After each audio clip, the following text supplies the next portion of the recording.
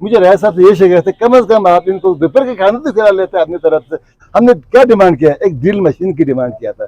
इस वक्त तो में हादसाली हो रही है, क्योंकि 3 जगह पर रोड बना के, एक जगह पर होता तो लोग उठा के ले जाते थे। खाना पीना ये चीजें लोगों को दिखाकर मैं यार इन लोगों के खाने पीने के लिए चीजें कर रहा हूँ, ये बुरा लगता है चीजें। बाकी जो पाइप हमारे पास पड़े हुए थे वो हमने मूव करवाया, जो मशीनरी हमारे पास थी, कोबरा मशीन वहाँ पे जो अवेलेबल मिला वो उनको प्रोवाइड किया गया। बारूद बत्ती जो हम कर सकते थे दूसरे दिन ही पहुंचाया गया। सारे रोड्स जो अवाम ने अपने कंट्रीब्यूशन के साथ काम की है उसके हम अप्रिशिएट करते हैं। हमने किसी को नवाजा नहीं, जो भी रिलीफ आई वहाँ की कम्युनिटी के थ्रू डिस्ट्रीब्यूट किया गया। मुतासिर अरसे 7 महीनों से दर बदर की जिंदगी बसर कर रहे हैं। कोर कमेटी किसकी है? मेरी बनी हुई है? नहीं, वहाँ के लोकल लोगों की बनी हुई है। 127 वाटर चैनल्स डैमेज हुए, उसमें से 87 रिस्टोर हुआ है। आज हाजी जरमा साहब कहते हैं कहाँ गए? आपके शंगस में गए हैं। आज भी नीले पीले सारे टेंट लगे हुए हैं। जिसने भी इसके ऊपर सियासत करने की, जिसने भी इसके ऊपर अपनी सियासत चमकाने की कोशिश की, उस पे अल्लाह की लानत हो। क्या वो ट्रैक रोड फिजिबल है? आप मुझे बोलने देंगे सर? मैं बता दें, मैं आपसे कहता हूँ, आपने पूरे तुर्मी विजन के लिए 1 रुपया एडीपी नहीं रखा है। नंबर 1 जी सर आपके पास अभी जो आ रहा है नंबर 1 आपने 11 करोड़।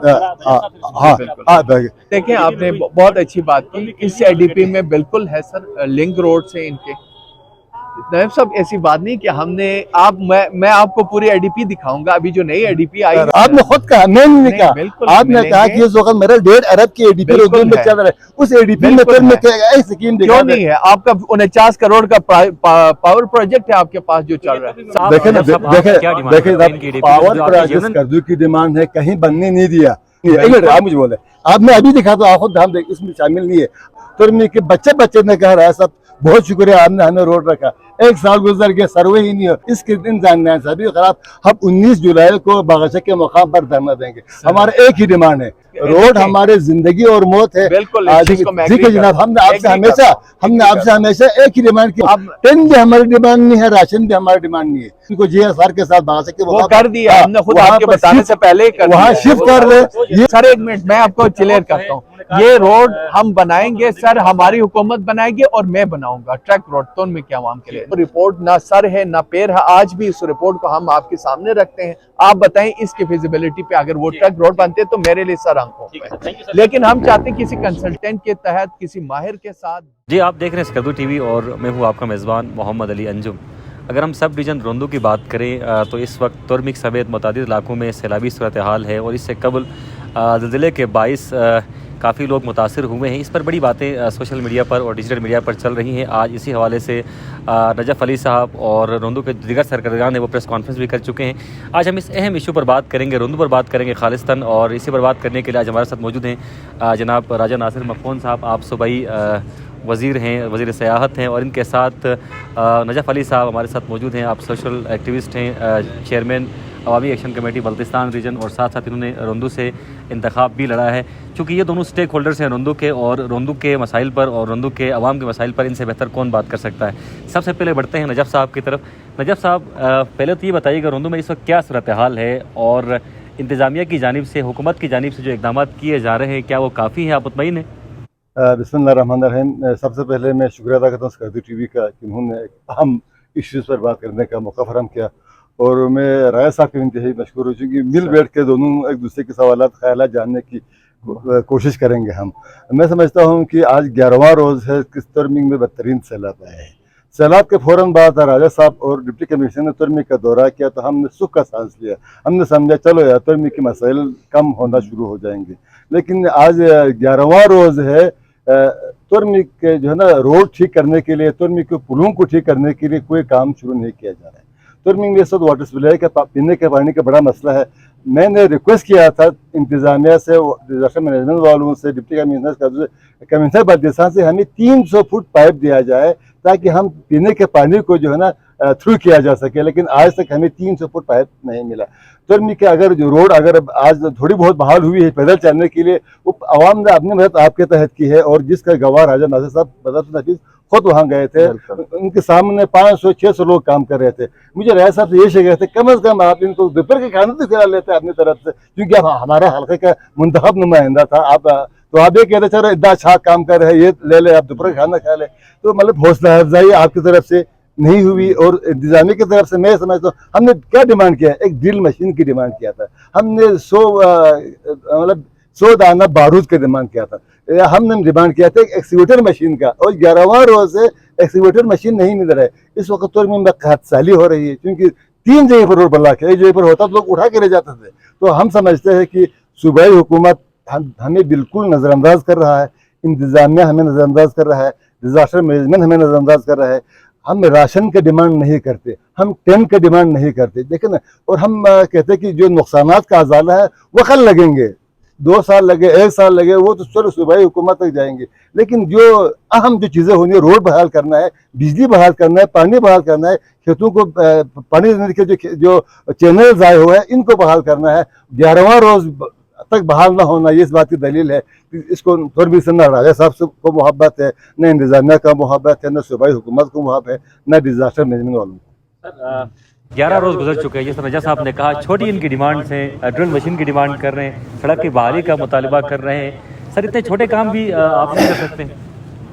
देखें जी, बिस्मिल्लाहिर्रहमानिर्रहीम। सबसे पहले तो मैं अंजुम आपका और नजफ साहब का मैं शुक्रिया अदा करना चाहूँगा कि आज इतने थके होने के बावजूद प्रेस कॉन्फ्रेंस में काफ़ी जोशीले, जज्बाती और प्रेस कॉन्फ्रेंस करने के बाद आप यहाँ आए हैं, बैठे हैं, अपने अवामी मामलात को, मसले को देखें। ये चीज़ नजफ साहब आपके सामने भी है। कुछ चीज़ें ऐसे होते हैं कि हमने आवाम के साथ मिलकर करना होता है। एक होता है कि देखें, इसमें नो डाउट कि तौर के अवाम की तरफ से जो कंट्रीब्यूशन है वो अवाम बेहतर जानते हैं कि मैं खुद अवाम के साथ एक नहीं बल्कि 2-3 दिन रह चुका हूँ, और मैंने देखा है कि जिस तरह से वो एफर्ट कर रहे हैं, जिस तरह से देखें नजफ साहब ने जिस खाने की बात की है वो वहाँ लोगों से ही पता चलेगा कि उसमें कंट्रीब्यूट हुआ कि नहीं। कोई भी अगर आप किसी को फैसिलिटेट करते हैं या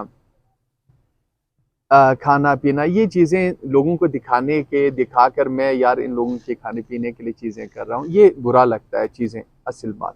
और दूसरी बात ये है कि कंप्रेसर उसी दिन इनके सामने है, उसके दूसरे रोज बारूद बत्ती इनको मुहैया किया गया। वहाँ पे जो लोग काम कर रहे हैं, मेरे पास वॉइस रिकॉर्डिंग भी है, वो भी मैं आपसे शेयर करूँगा। जिस तरह से उन्होंने शुक्रिया अदा किया, जिस तरह से उन्होंने अप्रिशिएट भी की। और रही बात एक्सक्यूएटर का, जी वाकई में वो डिले हुआ, उसकी वजह ये है कि एक्सक्यूएटर उस रोड पर ऊपर पहुँचना इनके लिए मुश्किल था। आप खुद जानते हैं तोरमिक रोड की जो कंडीशन है। और पहली बात, स्कर्दू में जो एक्सक्यूएटर अवेलेबल था उस रोड के हिसाब से वो विजिबल नहीं था। इनके सर्वे टीम गई वहाँ पे, और दूसरे एक्सक्यूएटर के लिए जब हमने बात की तो ईद की छुट्टियाँ, और इसमें ये कि ये 11 दिन नहीं, आज आप शायद कुछ ज़्यादा ही काउंट कर रहे हैं, ये कोई 9 दिन से ये इशू चल रहा है। खैर 1 हफ्ते 2 दिन तक मैं खुद जाता रहा हूँ, आपको पता है।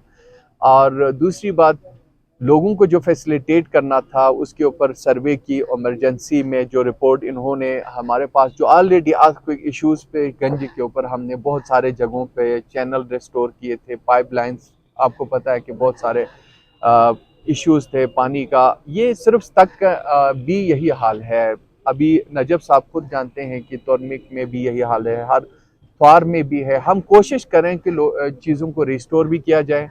इमरजेंसी भी पहले एक इमरजेंसी डीसी डिक्लेयर किया करता था, आपको पता है कि डिस्ट्रिक्ट एडमिनिस्ट्रेशन उसको, लेकिन इसमें एक नई पॉलिसी, हमारे कुछ नए हाई ब्यूरोक्रेट्स की वजह से कुछ चेंजेस आया इसके अंदर, उसकी वजह से 2-3 दिन ताख़िर हुए हैं। इस चीज़ से मैं एक्सेप्ट करता हूँ। और लेकिन ये नहीं कि हमने कुछ नहीं किया, बाकी जो पाइप हमारे पास पड़े हुए थे वो हमने मूव करवाया, जो मशीनरी हमारे पास थी, कोबरा मशीन वहाँ पे जो अवेलेबल मिला वो उनको प्रोवाइड किया गया। बारूद बत्ती जो हम कर सकते थे दूसरे दिन ही पहुँचाया गया, और जिस जगह पर ब्लास्टिंग हो रहे वो सारे इक्विपमेंट जो इनको रिक्वायर्ड थी, और ट्रैक्टर हमने कहा कि अगर आपको चाहिए तो हायर के लिए, वहाँ नीचे से ट्रैक्टर नहीं जा सक रहा था तो लोकल ट्रैक्टर को हमने कहा कि आप इनके साथ हम आपको पेमेंट करते हैं, रेंट भी दे देते हैं। तो एक्सक्यूटर का वाकई में 2-3 दिन डिले हुआ, उसमें कुछ इश्यूज बीच में ऑपरेटर की अवेलेबिलिटी नहीं थी, ईद की छुट्टियां की वजह से 2-3 दिन उसमें ताखिर हुआ। आज एक्सक्यूटर वहां पहुंच रहा है और इंशाल्लाह ये काम शुरू होगा और इस पे इमरजेंसी नाफिज की गई। आज इसमें मिनट्स भी निकले हैं, मेरे पास आ चुके हैं। सारे पुल्स को रिस्टोर किया जा रहा है, सारे रोड्स जो अवाम ने अपनी कंट्रीब्यूशन के साथ काम की है उसके हम अप्रिशिएट करते हैं। उनको हमने यही कहा था अवाम से, जब मैं मिला वहाँ पे अवाम ने खुद हमसे कहा कि अगर आप फैसिलिटेट कर सकते हैं तो इसके अवध काम हम खुद करेंगे, लेकिन जब इसका कोई मुआवजा बनता है या पेमेंट तो हम आवाम को डायरेक्टली उनको पे किया जाएगा। हम मुफ्त में उनको इंशाल्लाह इनके जो रायगा नहीं जाएगा मेहनत। चैनल रिस्टोर हुए हैं, अवाम ने खुद की है और अवाम से हम वहाँ जाके मिले भी हैं। अवाम ने कहा जी आप हमें इसकी जो है ना अवज़ में या पेमेंट किया जाए। हमने कहा जी आपके जो भी मेहनत हुआ है, जो चीज़ें आप इसमें खर्च कर रहे हो उस पर हम गवर्नमेंट आपको फैसिलिटेट करेंगे। और दूसरा वो जो ब्रिज का इशू था वहाँ पे इसके साथ ही एक आरसीसी ब्रिज भी बन रहा है। वहाँ पे इनके अपने लोकल लोगों के, शायद नजब साहब खुद जानते हैं कि वो ज़मीन की अवेलेबिलिटी ना होने की वजह से वो पुल पे काफ़ी इशूज चैलेंजेस हैं। और नीचे से जो वुडन ब्रिज है उसके ऊपर गाड़ियाँ जाना थोड़ा सा इशू बना हुआ था कि लोगों के पैदल जाने के लिए भी, क्योंकि जब पानी का बहाव ज़्यादा होता है तो वहाँ पे काम करने की जो है ना बहुत कम चांसेस होते हैं कि उस जगह को रिस्टोर किया जाए। और जो फैसिलिटेशंस हम दे सकते था गवर्नमेंट ने, राशन की मद में टेंट्स आज उन वहाँ पे, क्योंकि 10 में एक इशू है वो काफ़ी अरसे से पहले भी है, नजब साहब खुद भी जानते हैं। वहाँ पे बाकायदा ज़मीन सरकने की वजह से लोगों में खौफ व हरास भी है। 10 की उस साइड पे भी है और दोनों साइडों पे है कि नहीं नजब साहब, आप खुद इस चीज़ को जानते हैं क्योंकि 2010 में था कि 12 में एक दफ़ा फ्लड आया, वहाँ पे भी हमने देखा है लोगों को जिस तरह से फैसिलिटेट किया गया या रिलीफ दी गई, वो सारी चीज़ें हमारे सामने हैं। लेकिन इस दफ़ा हुकूमत जो कर रहा है आपके सामने है। गिलगित बल्तिस्तान की हुकूमत ने पहली दफ़ा तारीख में, शायद हिस्ट्री में आपको ऐसे कभी भी नहीं मिलेगा, जिस तरह से जिस हिसाब से रोड को रिस्टोर किया गया, ज़लज़ले के दौरान हो या तक रोड आप देखें, 1 साल के अंदर तकरीबन 1.5 करोड़ रुपए उसी ट्रैक रोड के ऊपर लगा है। आप शायद बेहतर जानते हैं उसके बारे में। और गंजी यूनियन के अंदर जो इश्यूज थे पानी का और पीने के पानी का और रोड के इंफ्रास्ट्रक्चर के हवाले से, जिस हिसाब से हमने रिस्टोर की है और लोगों से, वहाँ लोकल लोगों से हमने करवाया, ये नहीं कि बाहर के ठेकेदारों से, वहाँ लोकल कम्युनिटी के जरिए हमने किसी को नवाजा नहीं। जो भी रिलीफ आई वहाँ की कम्युनिटी के थ्रू डिस्ट्रीब्यूट किया गया।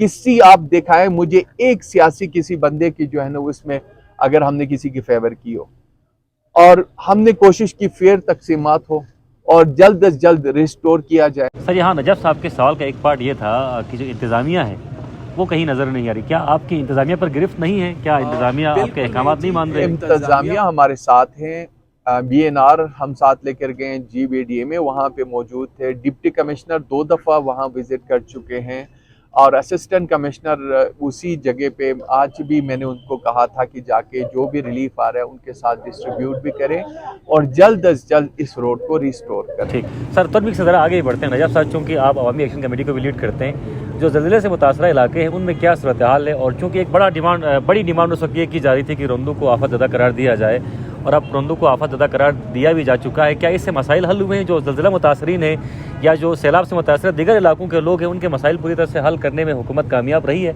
पहले तो मैं ये कहना चाहता हूँ कि सूबाई काबीना ने एक फैसला किया है कि जो डिज़ास्टर मैनेजमेंट के अख्तियारात वापस लिया गया है, ये डिप्टी कमिश्नर से जो इमरजेंसी नाफिज करने के जो अख्तियार वापस लिया गया है, ये गिलगित बल्तिस्तान के अवाम के साथ नाइंसाफ़ी है। इसलिए कि भाई आपके डिप्टी कमिश्नर के पास कोई अख्तियारात ही नहीं है, आपके डिज़ास्टर मैनेजमेंट के पास कोई अख्तियारात ही नहीं है। अगर कहीं पुल टूट जाए, अगर कहीं कोई खंबा भी गिर जाए तो इसको सूबाई काबीना के पास जाना है। तो क्या होगा, तहसीलदार लिखेगा असिस्टेंट कमिश्नर को AC लिखेगा, DC को DC लिखेगा, कमिश्नर को कमिश्नर लिखेगा, होम सेक्रेटरी को होम सेक्रेटरी लिखेगा, चीफ सेक्रेटरी को चीफ सेक्रेटरी लिखेगा, काबीना को चीफ मिनिस्टर साहब को। तो ये इतना लेंथी ये किया है। मैं एक बार इस प्रोग्राम की वसात से सूबाई हुकूमत से अपील करता हूँ कि लोगों की मुश्किलात कम करने की कोशिश करें, लोगों को हर दफातर के सामने जलील करने की कोशिश न करें। DC के पास थोड़ी अख्तियारत होनी चाहिए। एक्शन के पास देखो, किसी गांव में ट्रांसफार्मर जल जाए, आपके पास एक्शन के पास एक ट्रांसफार्मर लगाने की पावर नहीं, वो भी अगर कैबिनेट में जाएगा तो उस एक्सर को यहाँ बैठाने की क्या मकसद यार। अगर एक असिस्टेंट कमिश्नर को किसी को एक टेम देने की पावर्स नहीं है तो उसको असिस्टेंट कमिश्नर देने की जरूरत नहीं है। नंबर एक, हम गुजारिश करते हैं इस जो है ना इस एक्ट को जो मरीन ने पास की है या कैबिनेट ने पास की, इसको वापस लिया जाए और तमाम इदारों को बाख्तियार बनाया जाए। कुछ ऐड करना चाहता है इसमें? जी बिल्कुल, मैं नजब साहब के जो अहम इन्होंने डिमांड की, वाकई में एक इशू पेश आया, एक फाइनेंस बिल के जरिए आया था, उसमें कुछ इश्यूज जो इमरजेंसी और जीबीडीएमए से तो मेरे ख्याल से 1-2 साल पहले से ही ये अख्तियारात उठाए गए थे और डिप्टी कमिश्नर को इसका जो है ना फोकल पर्सन बनाया गया था। लेकिन इसमें एक इशू कुछ मिस यूज़ फंडिंग की वजह से, कुछ इश्यूज़ की वजह से दोबारा से ये कैबिनेट में लेके आया था। उसकी मैं खुद भी इस चीज़ के फेवर भी करूंगा और सपोर्ट करूंगा जो नजब साहब ने की है कि इनको लिमिटेशंस में बेशक डीसीज़ को एक लिमिटेड फंड रखा जाए, जो कि मैं खुद इस चीज़ के फेवर करता हूँ और मैंने चीफ मिनिस्टर साहब से भी बात की, आज चीफ सेक्रेटरी से भी मैंने बात की, फाइनेंस मिनिस्टर ने इस बिल को लाया था, मैं उनसे भी रिक्वेस्ट करूँगा और मैंने अपने तहफ़्फ़ुज़ात इनके साथ शेयर की है कि वो इनको लिमिटेड फंडिंग के लिए 50 लाख हो या 1 करोड़ कम अज़ कम मुतल्लिका नुमाइंदे के साथ मिलकर वो इस चीज़ को इमरजेंसी डिक्लेयर करने के रख सकते हैं। उससे अबाउ कमिश्नर की अपनी लिमिटेशन करें, उसके बाद होम सेक्रेटरी या चीफ सेक्रेटरी की अपनी लिमिटेशंस के साथ। अगर बड़े अमाउंट्स पे जाते हैं, बड़े आफत ज़्यादा या कोई इश्यूज आते हैं तो वो बेशक कैबिनेट में आनी चाहिए, क्योंकि कैबिनेट पूरे पाकिस्तान में इस चीज़ की जो सिस्टम जो चल रहा है वो कैबिनेट ही अप्रूव करता है जहाँ पे भी इमरजेंसीज डिक्लेयर होता है। ठीक सर, वो ज़लज़ला मुतासरीन की तरफ हम बढ़ रहे थे, उनके मसाइल के बारे में ज़रा बताइएगा, क्या उनके मसाइल हल हो चुके हैं? रोंदू के ज़लज़ला मुतासरीन अरसे 7 महीनों से दर बदर की ज़िंदगी बसर कर रहे हैं। सूबाई हुकूमत ने, काबीना ने एक फैसला किया था, चीफ मिनिस्टर ने वादा किया था इनको 15,000 मंत्री जो गाँव छोड़ के चले गए हैं, आज तक इनको 15,000 गो के 15,000 कोई पैसा नहीं है। 15,000 में सर्दों में किराए के मकान भी नहीं मिल सकता है, लेकिन चलो ये 15,000 भी इनको देना चाहिए था। आज भी उनके बच्चों का तालीम मुतासर हो रहा है, जो उनको सेहत की सहूलियात नहीं मिल रहा है, वो अपने गाँव वापस जा नहीं सकते। दूसरी बात ये है कि भाई ये लिस्टें बनाए किसने? अगर ये लिस्टें तमाम इदारों ने मिलकर बनाया है तो आज लोग शोर क्यों कर रहे हैं? नंबर एक, अगर लिस्टें फेयर हुआ है, इसमें आपकी मुदाखलत नहीं है, इंतजामिया की मुदाखलत नहीं है, किसी सियासी या मजहबी जमात की मुदाखलत नहीं है, तो लोग शोर क्यों कर रहे हैं? नंबर एक, अगर शोर कर रहे हैं तो उनको मुतमईन करने के लिए सूबाई हुकूमत के इक़दाम कर रहे हैं। हमने हमेशा मेरठ की बहाली की बात की, मैं आज फिर कहना चाहता हूँ, हमें इदारों में मुदाखलत नहीं करनी चाहिए।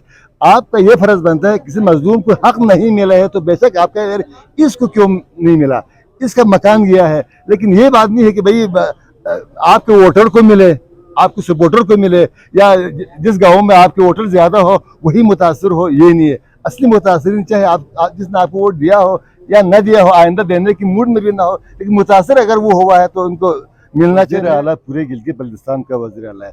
हम समझते हैं कि चीफ सेक्रेटरी पूरे गिलगित बल्तिस्तान का चीफ सेक्रेटरी, वज़ीर आला अगर गज़र जा सकता है, वज़ीर आला हुंजा अगर जा सकते हैं तो तुरमिक ज़लज़ला मुतासरीन, सैलाब मुतासरीन के लिए वो आप तक क्यों नहीं आए?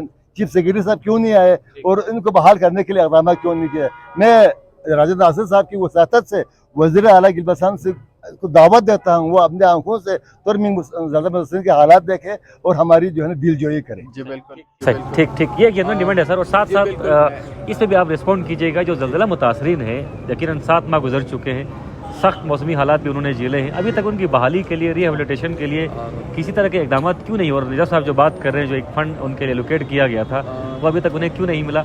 और वज़ीर आला साहब कब तक दौरा कर रहे हैं? ज़रा काइंडली बात की ताख़ीर की वजह से मैं शुरू करूँगा। पहले तो 27 दिसंबर से अर्थक्वेक का जो इशूज़ मामला चलता रहा, तकरीबन मार्च का महीना भी अप्रैल तक चलता रहा, और इन महीनों के इन दौरान में शायद किसी गवर्नमेंट में किसी भी दौर में, मैं दावे के साथ कह सकता हूँ, प्रूफ के साथ कह सकता हूँ, जितनी फैसिलिटेशन इस हुकूमत ने की है शायद ज़लज़ला ज़दगान को किसी दौर में नहीं हुआ। पहले आफत ज़दा इस तरह के आफात आते रहे, ज़लज़ले भी आए, फ्लड भी आता रहा, अपने पार्टियों के नज़र होते रहे, रातों रात खेमे डिवाइड होता रहा, डिस्ट्रीब्यूशंस चलते रहे, लेकिन पहली दफ़ा आप मुझे बताएं कि मैंने किसी अगर एरिया में, किसी डिस्ट्रीब्यूशन में किसी एक वोटर को नवाजा हो, मुझे अभी भी लोग मुझे कहते हैं जी मेहंदी यूनियन वालों से मुझे इतनी शिकायतें आते हैं मेहंदी यूनियन से कि आपने पूरी फोकस गंजी यूनियन के ऊपर किया हुआ है। क्या गंजी के मेरे वोटर से गंजी वाले हैं? आप खुद देख सकते हैं गंजी और तलुब्रुक से मेरा कितना वोटर था, कितना वोट था। अगर मैं उस पे जाऊं तो ये टोटली अनफेयर है। हमने कसम खाई है कुरान के ऊपर, जब तक मैं अपने इलाके को 5 साल सर्व करूंगा उसमें किसी को नवाजना या ठेकेदारी सिस्टम या कारोबारी सियासत हमारे नजरिए में नहीं है। हम उन इलाकों, इन जगहों को जहां पे डिजर्विंग लोग हैं, जो वाकई में इस चीज को डिजर्व करते हैं, उसी चीज को हमने फोकस करना। पहली जब लिस्टें बनी तो हमने पहली दफा कोर कमेटी बनाया। कोर कमेटी किसकी है? मेरी बनी हुई है? नहीं, वहां के लोकल लोगों की बनी हुई है, उसमें सारे पार्टियों के लोग हैं।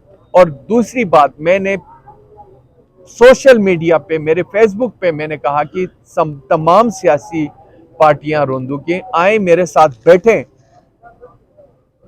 मेरे साथ डिस्कस करें। मैंने दावत आम दी, रेस्ट हाउस पे मैंने बुलाया, मैंने कहा आ जाएं। सोशल मीडिया पे मैंने 2-3 मैंने पोस्टें की कि आप आए, मुझसे डिस्कस करें। अगर कहीं पे कोई इंसान है, गलतियां हो जाती हैं तो मेरा साथ दें, हम मिलकर। मेरा मकसद है रोंदू के लिए हमने काम करना है। मेरा मकसद अगला इलेक्शन नहीं है, मेरा मकसद इस इलाके को हमने सर्व करनी है। आज 7 महीने ये कह रहे हैं, वाकई में तकरीबन 4 महीनों से इस मौजे को लटकाया हुआ वहां के लोकल लोगों ने, हमने नहीं किया है। लिस्टें पे लिस्टें बन रही है, आप खुद गवाह है इसके। हमने प्रिफेर किया था मुआवजा उन लोगों को दिया जाए जो जलजले की वजह से अपने घर बार छोड़कर, गंजी से, युल्बू से, सबसर से, तक से, कहीं से भी, लेकिन हकीकत में वो इफेक्टेड हो, उस जलजले के जद में हो, अपने इलाका छोड़कर स्कर्दू आए या गिलगित आए या रुंदू में कहीं और माइग्रेट कर गए हो। पूरे हमने लिस्टें अपनी कोर कमेटी के हवाले की, उन्होंने लिस्ट बना के हमें दी, हमने सिर्फ वेरिफिकेशन की, क्योंकि जो पहला लिस्ट आया था वो तकरीबन 2000 का था। क्या 2000 लोग रोंदू से निकले हैं अपने घर बार छोड़कर? वेरिफिकेशन हुआ 1200 पे आया, वेरिफिकेशन दोबारा हुआ 845 पे आया। देखिए, एक चीज होता है, हम भी जवाबदेह हैं हुकूमत को और अल्लाह को। लोगों ने हमें वोट दी है, मैं रोंदू के 70,000 अवाम का नुमाइंदा हूं। मेरे वोटर, मेरे सपोर्टर का मैं सपोर्ट करूंगा, लेकिन मैं काम वो करूंगा फेयर हो, मेरिट पे हो। और इंशाल्लाह इस पे शुरू से ही मैंने इसी चीज को कंटिन्यू की है और करता रहूंगा। आज 12 करोड़ 65 लाख डीसी के अकाउंट में आया हुआ है। किसके वजह से डिस्ट्रीब्यूट नहीं हो रहा है? वहां के अपने लोकल लोगों की वजह से। कोर्ट में कौन गया है? नजब साहब खुद जानते हैं उस चीज को। ठीक है, अगर किसी के साथ मिस्टेक हुआ या ज्यादती हुई, वो आए, मेरे पास आए, मुझसे बात करें, आपके साथ आए, आपको कहें जी आप भी नुमाइंदा इस इलाके का, मैं आपका रिस्पेक्ट करता हूँ। कोई भी हमारे सियासी नुमाइंदगान है, मैं सबकी रिस्पेक्ट करता हूँ। अगर आप ऐसे लोगों को मेरे साथ लेके आए जिनके साथ ज्यादती हुई और लिस्ट में नाम नहीं आया, जो इफेक्टेड थे, आप मुझे कहें, मैं कल ही इनका लिए मुआवजे का इंतजाम कर सकता हूं, मैं तैयार हूं उस चीज के लिए। लेकिन मुझे लिस्ट जो दी गई, वहां की कोर कमेटी ने दी है, एडमिनिस्ट्रेशन ने दी है, वहां बाकायदा मैंने अपनी ख्वाहिशात पे कोई लिस्ट नहीं बनाया, आप खुद जानते हैं इसको। और वहां के ही लोगों की वजह से ताखीर हुई है, हमारे वजह से नहीं हुआ है। ठीक है, इसमें 3 लिस्टें बनी है। अब आते हैं जी, एक तो हुआ मुआवजा जो कि हर घर को 15,000 देने थे, वो 3 महीने का था। मैंने रिक्वेस्ट करके 6 महीने की, आज 12 करोड़ 65 लाख हमारे डीसी के अकाउंट में है। शायद रोंदू में इससे पहले 12 करोड़ आईडीपी में, 5 साल की आईडीपी में नहीं आया। क्या ये हुकूमत की कंट्रीब्यूशन नहीं है? 20 से 25 करोड़ गंजी यूनियन से लेकर, तक से लेकर रोंदू में वाटर स्कीम्स को रिस्टोर करने में लगा, रोड को रिस्टोर करने में लगा। हर जगह आप जाएं, कितनी तबाही मची थी जलजला के दौरान, आप खुद देख चुके हैं उन जगहों को। क्या वो जगह रिस्टोर नहीं हुए? नहीं। अब आप बताएं ना, गंजी का कौन सा जगह है जो रिस्टोर नहीं हुआ? तलुब्रुक का कौन सा रोड है जिस पे गाड़ी नहीं जा सकती है? सबसर का कौन सा जगह है जहां पे गाड़ी नहीं जा सकती है? हर जगह को। और वाटर चैनल्स अब देखें ना, एक जलजला नहीं, कई बार आफ्टर शॉक्स चलते रहे, कई water channels 127 water channels damage हुए, उसमें से 87 रिस्टोर हुआ है, बाकियों पे काम चल रहा है। और उसमें से कुछ वाटर चैनल दोबारा से डिस्ट्रॉय कर गए जलजले की वजह से। ठीक है, अब हुकूमत ने पहली दफा वहां के बिल्डिंग पे अब क्रैक्स या कोई डैमेजेस के ऊपर जो मुआवजा बनता था, पहले 3 लाख हर घराने का था टोटल डैमेज का, आप खुद जानते हैं, उसको हमने बढ़ा के 8 लाख रुपए की।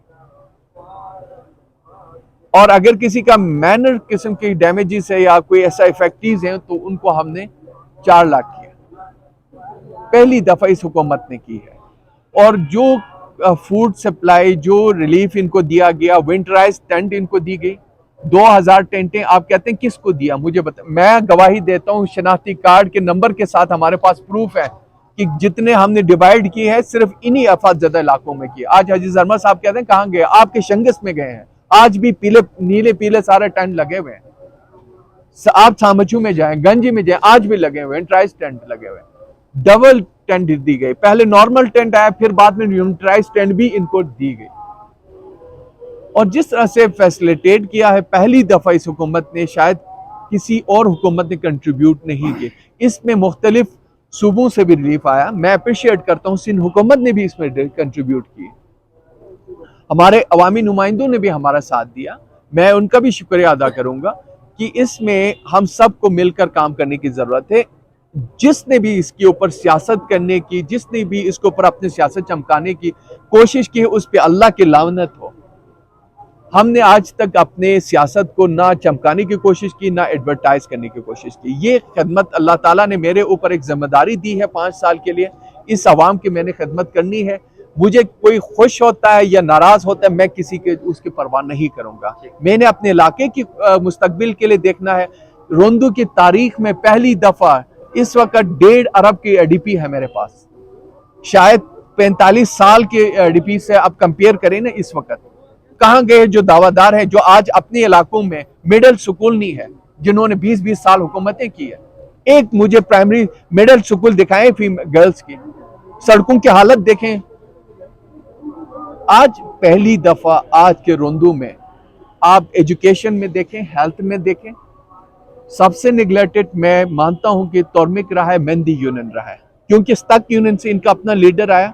उन इलाकों की हालात आप देखें, वहां के एजुकेशन सिस्टम देखें, गंजी यूनियन आप देखें, 15-20 साल से हुकूमत रही है वहां के।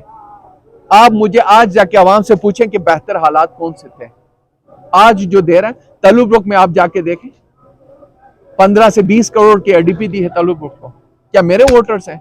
मेरे टोटल 7 से 12 वोट नहीं है वहां पे। मैं कंट्रीब्यूट करता हूं, अब सारे जगहों के ऊपर आ जाऊंगा। नजब साहब, जितना आप की मैंने रिस्पेक्ट की इलेक्शन के दौरान भी, आप खुद जानते हैं, आप एक अवामी नुमाइंदा था, मैंने आपके साथ दिया।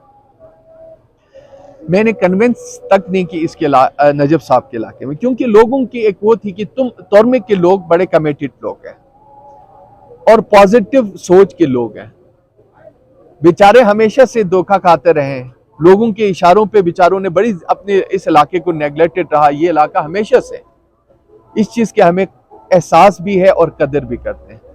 और नजब साहब मेरे काबिल एहतराम भी है, इन्होंने कहा जी कुछ एडीपी जीएसआर के ऊपर इनके रिजर्वेशंस थे, ट्रक रोड के ऊपर। ट्रक रोड देखें, इस तक का आज ट्रक रोड बना हुआ आपके सामने है, क्या वो ट्रक रोड फिजिबल है? आप मुझे बोलने देंगे सर, मैं बता दें, मैं आपसे कहता हूँ। देखें, अब मैं बोलूंगा थोड़ी देर, फिर आप शुरू करें। बेशक जिस ट्रक रोड को तक में रखा गया, आज वो ट्रक रोड फिजिबल है? 1 साल के अंदर 2 से 2.5 करोड़ इसके ऊपर मेंटेनेंस में लगा है, अभी भी वो फिजिबल नहीं है। अभी 2.5 करोड़ की फिर दोबारा डिमांड है, सारे जगहों से ऊपर से स्लाइडिंग है, नीचे से दरियाई कटा हुआ है। क्यों? प्रॉपर फिजिबिलिटी ना होने की वजह से, सर्वे ना होने की वजह से जो भी आप प्रोजेक्ट लेकर जाते हैं वो फेल है। तोरमिक रोड के ऊपर हमने फिजिबिलिटी रखी हुई है, डिपार्टमेंट से आप पूछ सकते हैं कि अभी सर्वे भी होगी। और चीफ मिनिस्टर को मैंने रिक्वेस्ट की कि आप आकर तोरमिक के अवाम में ये ऐलान करके जाएंगे कि तोरमिक के जॉनर ट्रक रोड आप अपनी तरफ से ब्लॉक एलोकेशन में हमने डाली। ये 10-12 करोड़ का प्रोजेक्ट नहीं है। इस पे हमें जो डिमांड आई है वो 22 करोड़ का है। और दूसरा जो पावर प्रोजेक्ट चल रहा है उसके अंदर इसी रोड की जो है ना वाइंडनिंग इंप्रूवमेंट है, ताकि इस रोड को पहले बेहतर बनाया जाए। जो ट्रैक रोड की आप बात कर रहे हैं उसकी फिजिबिलिटी पीडब्ल्यूडी ने कहा ये ना बनाए तो बेहतर है, हम वहां से हाथ उठा चुके हैं। आपके पीडब्ल्यूडी के मेरे पास रिपोर्ट, हम वो चीज देंगे जो आपके मुस्तकबिल के लिए हो, तुर्मिक के मुस्तकबिल के लिए हो। आपके लिंक रोड्स को हम बेहतर बनाएंगे। आपके स्कूल के इशू है, आप खुद जानते हैं कि कितने इश्यूज हैं।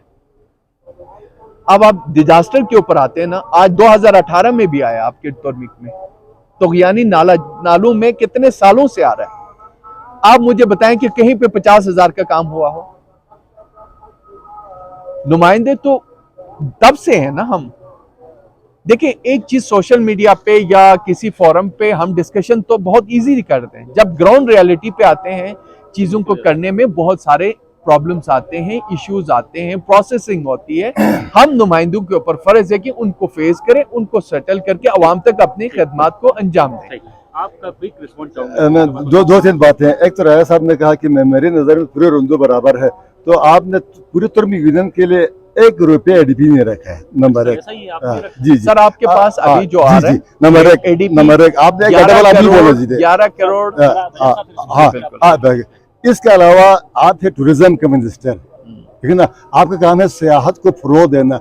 अब तुर्मी में आप रोड ही नहीं रखेंगे तो सियाहत को कैसे फरोग मिलेगा। नंबर 2।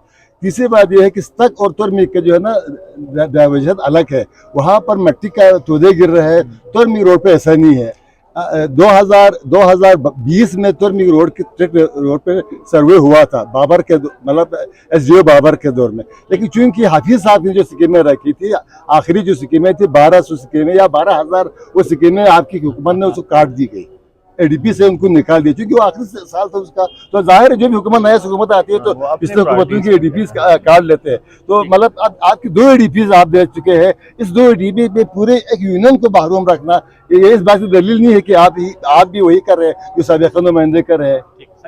सर देखें, आपने बहुत अच्छी बात की। इस एडीपी में बिल्कुल है सर, लिंक रोड से इनके आपके, मैं एडीपी के प्रिंट कॉपी भी दे सकता हूं जो है। अच्छा, आपके वहाँ पे वाटर स्कीम भी है आपके तुर्मिक के अंदर, आपके स्कूल भी है तुर्मिक के अंदर, आपके हाई सेकेंडरी स्कूल को अपग्रेड कर रहे हैं, वहाँ पे हाई स्कूल स्टैंडर्ड भी बनेगी। वहाँ पे आपके एजुकेशन सिस्टम में भी हम आपके 3-4 ब्रिजेस भी हैं, सस्पेंशन ब्रिजेस भी हैं। नायब साहब, ऐसी बात नहीं कि हमने मैं आपको पूरी एडीपी दिखाऊंगा। अभी जो नई एडीपी आई है राजा साहब, आपने अभी खुद कहा कि भाई 1.5 अरब के एडीपी रोंदो में चल रहा है। इस 1.5 अरब में से क्या हमें 50 करोड़ भी नहीं मिलते, 20 करोड़ नहीं मिलते? आपने खुद कहा, मैं नहीं कहा, आपने कहा कि इस वक्त मेरा 1.5 अरब की एडीपी रोंदो में चल रहा है। उस एडीपी में फिर मैं स्कीम क्यों नहीं है? आपका 49 करोड़ का पावर प्रोजेक्ट है आपके पास जो चल रहा है। सब ये मेरा हमारी डिमांड नहीं है। नहीं, देखो, पावर प्रोजेक्ट हमारा डिमांड नहीं है, वो चूज कर दो। देखे, हमारा डिमांड नहीं है, वो चूज कर दो। देखे, पावर प्रोजेक्ट कर्जू की डिमांड है, कहीं बनने नहीं दिया। शगारथा वालों ने बनने नहीं दिया, सिरमिक वालों ने बनाने नहीं दिया, इधर कचरा वालों ने बनाने नहीं दिया, तो ये बना रहा है तुर्मिक में। आपने जब एडीपी की लिस्ट दी है मतलब 2020-21 का, उस तुर्मिक का बिजलीघर का आपकी एडीपी की लिस्ट में शामिल ही नहीं है। आप मुझे बोले, आपने अभी लिखा था, आप ध्यान दें, इसमें शामिल नहीं है। आपने लिखा था JSR टू दूनसा रोड लिखा था ना, लिखा। हमने आपकी शुक्रिया अदा किया, मैंने खुद शुक्रिया अदा किया। तुर्मिक के बच्चे ने कह रहा है सब बहुत शुक्रिया, आपने हमें रोड रखा। 1 साल गुजर गया, सर्वे ही नहीं हो। वो कैसा रोड है जिसका 1 साल में सर्वे ही ना हो? तो हम समझते हैं आपने पूरी यूनियन के साथ नाइंसाफी की है, आप पूरे यूनियन के साथ ज्यादती कर रहे हैं। इसके खिलाफ, इसके नाइंसाफी के खिलाफ हम 19 जुलाई को बागशा के मुकाम पर धरना देंगे। हमारा एक ही डिमांड है, हम देखें, हम पूरे एडीपी नहीं मानते, क्योंकि रोड हमारी जिंदगी और मौत का मसला है। इस रोड की वजह से हमारी 13 जानें ज़ाया हो चुकी है। ये रोड न बनने की वजह से हमारे टूरिज्म बुरी तरह मुतासर हो गई है। रोड हमारी जिंदगी और मौत है। ठीक है जनाब, हमने आपसे हमेशा एक ही डिमांड की है, रोड की डिमांड की है। आप कहेंगे हमने लिंक रोड लेकिन रोड हमारी डिमांड नहीं है। अब मैं फिर कहता हूँ, टेंट भी हमारी डिमांड नहीं है, राशन भी हमारी डिमांड नहीं है। हम कहते हैं कि हमें इंफ्रास्ट्रक्चर को बहाल किया जाए। नंबर एक, 10 वालों को जो मुतासर हो रहे हैं ना, हम चाहते हैं कि इनको GSR के साथ बना सके। वो कर दिया हमने, खुद आपके बताने से पहले ही कर दिया। वहाँ शिफ्ट कर ले। ये है सर, एक मिनट मैं आपको क्लियर करता हूँ। ये रोड हम बनाएंगे सर, हमारी हुकूमत बनाएगी और मैं बनाऊंगा ट्रैक रोड तो में क्या आवाम के लिए, ना नजब साहब के कहने पे ना किसी की ख्वाहिश पे बनेगी। इस पे बाकायदा बनेगी, सर्वे होगी, फिजिबिलिटी होगी, तब बनेगी। ये ऐसे रोड, ऐसा नहीं कि आप किसी की ख्वाहिश पे रोड बनाए, ये नहीं होती सर। इसी साल होगी फिजिबिलिटी, इसी साल के ADP में आपके पास फिजिबिलिटी के लिए पैसे रखा गया, पहली बात। दूसरी बात, आप जिस जगह की बात कर रहे हैं कि इस तक का स्लाइडिंग एरिया आपका 10 और इस तरफ दोनों में आपके जो है ना इश्यूज है। जब तक फिजिबिलिटी रिपोर्ट नहीं आएगी ट्रैक रोड नहीं बनेगा। पहली बात हम बनाएंगे फिजिबिलिटी, अभी फौरन ईद के बाद सर्वे हो रहा है, सर्वे के बाद हम फिजिबिलिटी कर रहे हैं इसी रोड के ऊपर। ये आपके डिमांड है, हम दिल से इसकी जो है ना आपकी तौर की आवाम की डिमांड है। हम इसको अपने ही दौर में इसको ट्रैक रोड बनाएंगे और बेहतरीन ट्रैक रोड हम बना के देंगे। ये आपके लिए भी है, आपके तौर की आवाम की डिमांड है, आपके तौर की आवाम। सर ये इनका हक बनता है। धरना देने जा रहे हैं तो सर इनका सर्वे के लिए अभी ईद के फौरन बाद इसके ऊपर सर्वे है। मैं कह रहा हूँ आपने जिस बाबर की बात की है वो रिपोर्ट ना सर है ना पैर है। आज भी इस रिपोर्ट को हम आपके सामने रखते हैं। आप बताएं इसकी फिजिबिलिटी पे अगर वो ट्रक रोड बनते तो मेरे लिए सर आंखों पे। लेकिन हम चाहते हैं किसी कंसल्टेंट के तहत किसी माहिर के साथ बैठकर उस जगह की जो है ना फिजिबिलिटी करें। बड़ा अमाउंट जा रहा है, उस पे 20 करोड़ से ऊपर का एक अमाउंट इनके लिए रिक्वायर्ड है। सर मैंने अभी इसी ADP से पहले चीफ इंजीनियर से भी बात की है, एक्शन से भी बात की है। इसके लिए उन्होंने फौरन ईद के अभी कुछ ही दिनों के अंदर आपको खुद साथ ले जाकर इस रोड के सर्वे में आपको साथ लेकर जाऊंगा। ये आपकी ख्वाहिश है, तो में आवाम की ख्वाहिश है और ये मेरी जिम्मेदारी भी है। और ठीक है ठीक हो गया। आप दोनों का शुक्रगुजार हूँ कि आपने वक्त दिया। वक्त बहुत ज़्यादा आ चुका है और यकीनन अवामी नुमाइंदे हैं और आवाम के मसाइल सुनने भी पड़ते हैं और आवाम के मसाइल पर रिस्पॉन्ड भी करना पड़ता है। बहुत अच्छी गुफ्तगू हुई। दोनों मुआज़िज़ जो आज हमारे शुरका थे, मिनिस्टर साहब और नजब साहब, दोनों एक ही हल्के से हैं और बहुत तसल्ली से एक दूसरे के सवालात सुने, मुस्कुरा कर एक दूसरे के सवालात के जवाब दिए। और यही एक सियासी तरीका है, क्योंकि मसाइल पर बात करने से मसाइल यकीनन हल होते हैं। अपने मेज़बान मोहम्मद अली अंजुम, डायरेक्टर न्यूज़ ज़ीशान मेहदी और माविन कासिम भट्ट को इजाज़त दीजिए। अल्लाह हाफ़िज़ नासिर।